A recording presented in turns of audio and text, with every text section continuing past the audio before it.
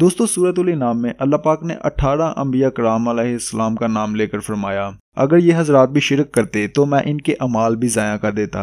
लेकिन अफसोस कि आज का मुसलमान शिरक में इस कदर डूब चुका है कि अल्लाह पाक के अहकामात बुलाकर फ्राडियों और ठगों को अपना हाजतरवा मान बैठा है। ऐसे लोग जिन्हें शायद पहला कलमा भी ना आता हो, इनकी पीढ़ी मुरीदी की जा रही है और अफसोस से कहना पड़ रहा है कि इन झूठे और धोखेबाज पीरों के पीछे लगकर अपने ईमान और इज्जतों का जनाजा निकाला जा रहा है। आज की वीडियो में हम आपको ऐसे ही कुछ गलीज और फ्रॉड पीरों के बारे में बताएंगे जो है तो लितरों के काबिल, लेकिन कुछ अकल के अंधे इन्हें अपना पीरो मुर्शद बनाए बैठे हैं। अस्सलाम वालेकुम दोस्तों, मैं हूं असद मजीद और पिक्सल्स टीवी में आप सबको खुशामदीद। दोस्तों हमारे पास सबसे पहली आइटम है पिस्तौल वाली सरकार।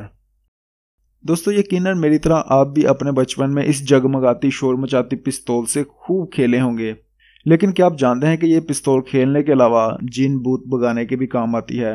हो सकता है आपको मजाक लग रहा हो, लेकिन मैं सच कह रहा हूँ। इस पिस्तौल वाली सरकार को देखें, एक मरीज की कनपट्टी पर गन साधता है और धड़ाधड़ फायरिंग स्टार्ट कर देता है, जिसकी गोलियों की बौछार से भूत छन्नी हो जाता है और इंसानी जिस्म छोड़कर भागने पर मजबूर हो जाता है।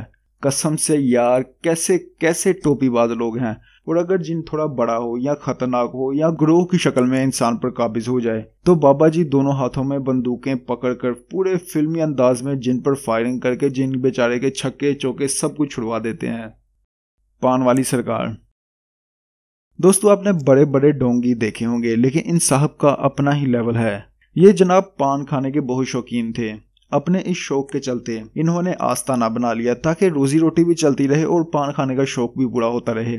अब इनके पास जो भी औरत अपनी मन्नत मुराद लेकर आती है, पीर साहब अपने मुंह से पान निकाल कर इसे दे देते हैं और पीर साहब का ये दावा है कि ये जूठा पान चबाने से उनके मुरीदैन की मुरादें पूरी होती हैं। यकीन करें ये वही औरतें हैं। अगर इनके पास कोई रिश्तेदार बैठ जाए ना, जिस बेचारे को सुबह ब्रश करना याद ना रहा हो, तो फौरन चीखना शुरू कर देती हैं, ओ माय गॉड आपके मुंह से कितनी गंदी स्मेल आ रही है, उफ प्लीज थोड़ा दूर रहकर बात करें। लेकिन इस पीर साहब के जूठे पान के लिए ऐसे दक्कम पेल कर रही हैं जैसे पीर साहब चंदन की लकड़ी को जामे शीरी में डबो डबो कर दे रहे हों। दोस्तों अगली हमारे पास जो हस्ती है, बल्कि हस्ती नहीं ये कोई मज़ार है, जिसे बाबा शलवार शाह के मज़ार के नाम से जाना जाता है। क्या ही बोलूं अब मैं, मुझे तो बोलते हुए भी शर्म आ रही है। देखिए हर बात को ना तहजीब के दायरे में रहकर बयान करने का एक तरीका होता है, लेकिन मैं ये बात समझने से कासिर हूँ कि इस मज़ार पर होने वाले मकरूह तरीन अमल को मैं किन अल्फाज में बयान करूँ। खैर, अगर कोई छोटा बच्चा या मेरी कोई बहन इस वीडियो को देख रही है तो माजरत के साथ वीडियो पर 3-4 बार डबल टैप करके फॉरवर्ड कर लें ताकि वीडियो का यही हिस्सा स्किप हो जाए। दोस्तों ये मज़ार जिसे बाबा शलवार शाह के मज़ार से जाना जाता है, इसके बारे में ख्याल किया जाता है कि यहाँ शलवार उतारकर जो भी मुराद मांगी जाए वो पूरी होती है। और अब देखें यहाँ कितने ही अकल के अंधे अपनी अकल की कब्रें खोद के चले गए। यह मज़ार शलवारों से बड़ा पड़ा है। आज साइंस मार्स तक पहुंच चुकी है और कुछ जाहिल आज भी नंगे होकर मन्नतें मांगने में मगन है। कसम दिल करता है बंदा ला जुतीले ते पा लम्याले ऐसे लोगों को। हद होती है जहालत की यार। हमारे पास जो अगले बाबा जी हैं वो खुद को हेलमेट वाली सरकार बोलते हैं। अब इनके काम मुलाहजा फरमाएं। जनाब बगैर कमीज के हेलमेट पहनकर एंट्री मारते हैं और एक तकिए को मोटरसाइकिल बनाकर रखा है जिस पर अपनी तशरीफ टका देते हैं। खैर ये खबीज तो है ही डोंगी, लेकिन मुझे हैरत मजमे पर हो रही है यार, इन लोगों के दिमाग में ऐसा कौन सा कीड़ा है कि जैसे ही किसी डोंगी शोभदाबाज को देखा इसके मुरीद हो गए। मुझे इस बाबे से ज्यादा इन लोगों पे गुस्सा है जो इस जहनी मरीज से अपना इलाज और मन्नतें मांगने आए हैं।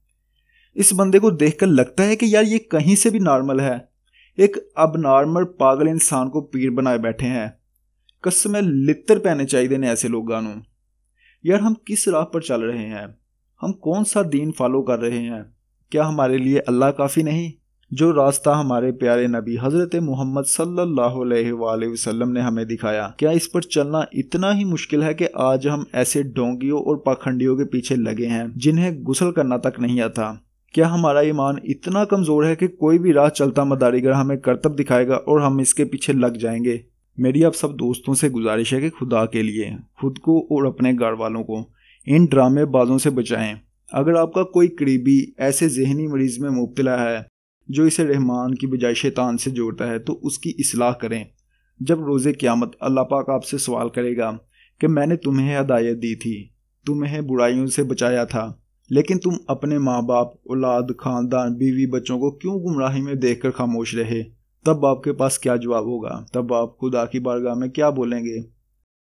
इसलिए जितना हो सके खुद भी बुराइयों से बचें और अपनी फैमिली को भी बचाएं। बेशक जो रास्ता अल्लाह के रसूल सल्लल्लाहु अलैहि वसल्लम ने दिखाया, इस रास्ते के अलावा कोई भी रास्ता आपको खुदा की तरफ लेकर नहीं जा सकता।